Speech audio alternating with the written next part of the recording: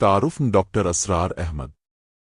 Doctor اسرار احمد بصغیر پاک و ہند کے ان عظیم اسلامی مفکرین، مفسرین قرآن، داعان دین اور احائی اسلام کی تحریک کے نمایاں رہنماؤں میں شمار ہوتے ہیں، جنہوں نے اپنی پوری زندگی قرآن مجید کی دعوت، فہم دین، اقامت دین اور اسلامی نظام کے قیام کے لیے وقف کر دی۔ وہ ایک ایسی ہمہ جہت شخصیت تھے جن میں عالم دین، مفسر قرآن، خطیب، مفکر، مصنف اور دائی سب صفات یکجا ہو چکی تھیں۔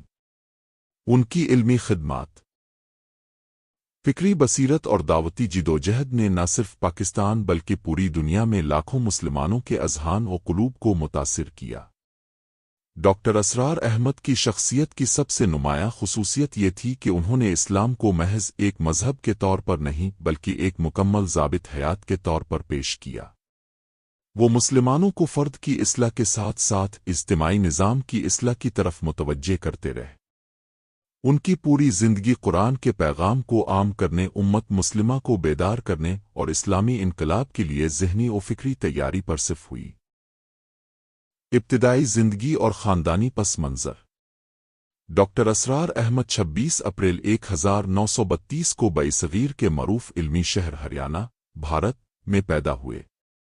ان کا تعلق ایک مذہبی، علمی اور تعلیم یافتہ گھرانے سے تھا۔ ان کے والد محترم ایک دیندار اور بعمل مسلمان تھے، جنہوں نے اپنے بچوں کی تربیت اسلامی اقدار کے مطابق کی۔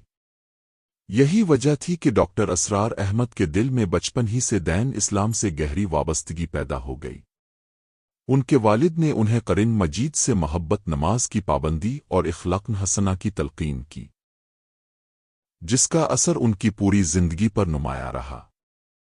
تقسیم ہند کے بعد ان کا خاندان پاکستان منتقل ہو گیا اور یوں ان کی عملی زندگی کا آغاز پاکستان میں ہوا۔ تعلیم و علمی سفر۔ ڈاکٹر اسرار احمد نے اپنی ابتدائی تعلیم پاکستان میں مکمل کی۔ وہ شروع سے ہی غیر معمولی ذہانت اور علمی شوق کے حامل تھے۔ انہوں نے کنگ ایڈورڈ میڈیکل کالج